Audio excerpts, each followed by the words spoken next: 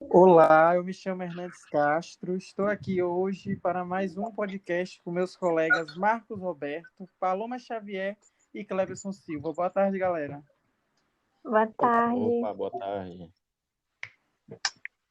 Pronto, no podcast de hoje nós vamos falar relacionado a vários assuntos, mas o principal foco do nosso podcast é falar sobre alguns impactos econômicos de utilização de outros materiais para alimentação de ruminantes, como, por exemplo, soja.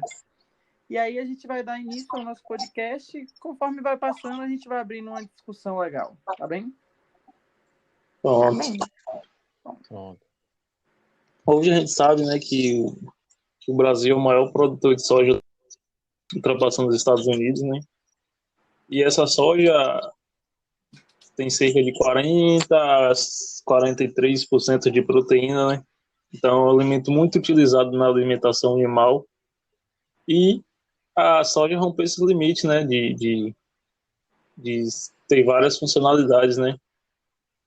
Como ser usado, né, para alimentação humana, como a carne de soja, leite, né, salsichas, quibes, até picolés, né, ovos de Páscoa. E esse crescimento foi muito expressivo, né, principalmente pela galera do público que é vegetariano, alérgicos, entre outros, né. Uhum.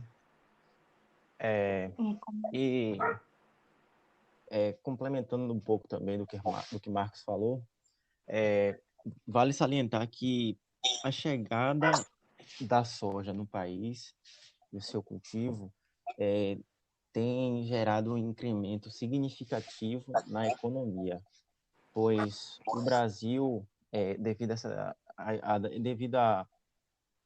a essa...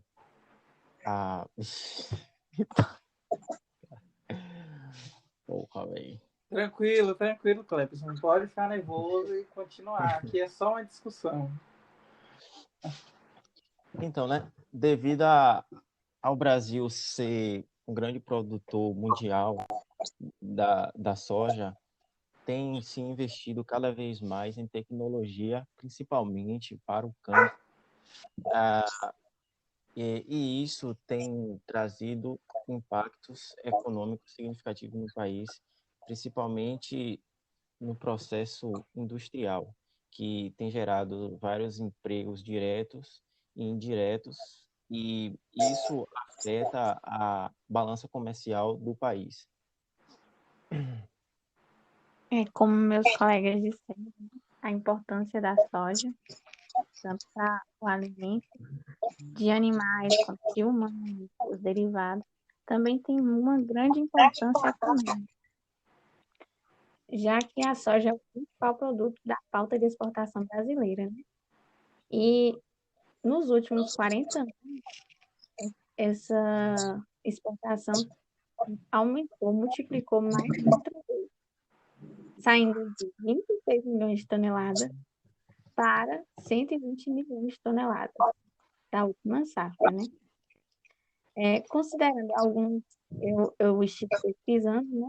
Segundo a Embrapa, a soja no Brasil, que o Brasil é o maior produtor de grão, teve uma produção de 124,845 milhões de toneladas.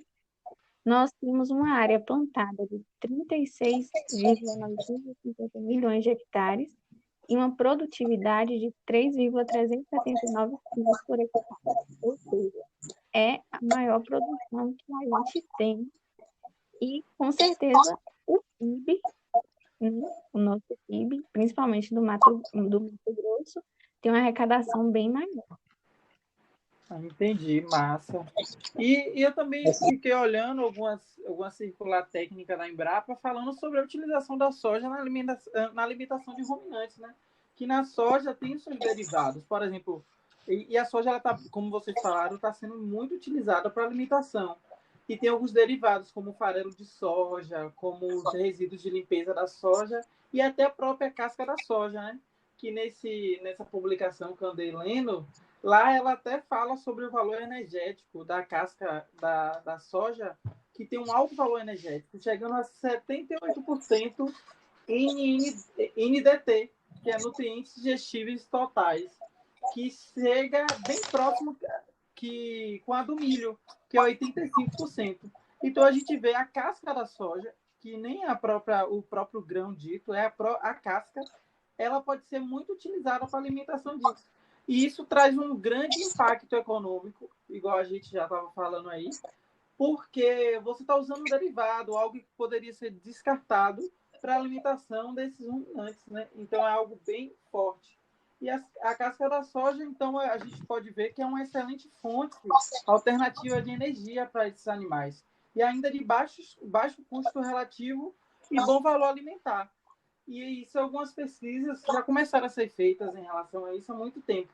Então, a soja, a gente sabe, né, a importância dela, a gente consegue ver a importância dela. Como vocês falaram, assim, hoje nós somos os maiores produtores de soja, a gente consegue ter, através dos derivados dela, uma alimentação ótima para ruminante. Aí eu achei muito bom pesquisar sobre isso. Sim, né? Como a gente falou, está usado para alimentação animal, né? E se essa proteína da soja for totalmente isolada, ela ganha outro valor bem mais agregado, né? Uma ótima oportunidade de negócio. Sim. Mas, porém, por exemplo, na alimentação, tipo, a gente vê como um problema, né? Um entrave, que é a questão da soja, Sim. que o pessoal tem muito receio quanto aos transgênicos, quanto esses organismos geneticamente modificados, né?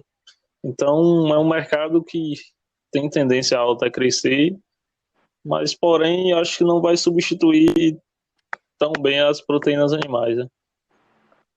Sim, Sim, mas aí já acontece que seria usada para produzir a carne, né?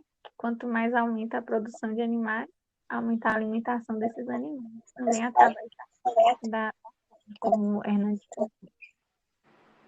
É que a nova tendência, né, que é se alimentar plant-based, que é tipo alimentação à base de plantas, né? Então,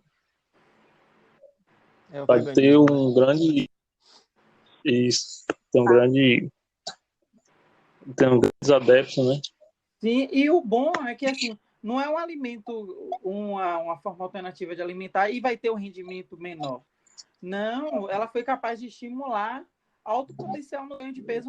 E isso aí está nos estudos, tem vários estudos falando sobre isso. Então, é o futuro, né? Sim, sim. Esse é o futuro. Alguém tem mais alguma coisa a completar? Não, eu só gostaria assim de salientar uma coisa que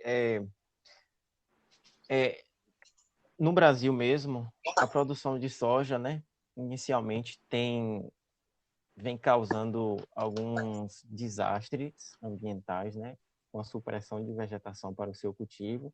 Porém, com o passar dos anos, isso tem diminuído, porque os produtores e empresas que compram desses produtores vêm se comprometendo, né, a diminuir estes impactos que é causado pela plantação. E eu acho que isso é bem interessante, essa consciência por parte deles.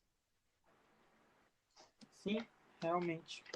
Eu também estava lendo aqui, né, sobre uma reportagem que a Adriana Brondeni, da CropLife Brasil, que ela questionou a viabilidade da produção plant-based, né, que é alimentação em larga escala, né, sem transgênicos, porque é difícil, a gente sabe, né, hoje em dia produzir em larga escala sem ter um organismo mais resistente, né. Aí ela faz o questionamento: uma carne que é produzida a partir de soja vai exigir uma quantidade grande de grãos. Então, do ponto de vista de viabilidade, ela se questiona quanto será viável esse modelo, né? Então, será que é possível produzir, né? Uhum, É uma questão bem. É um questionamento faz refletir mesmo.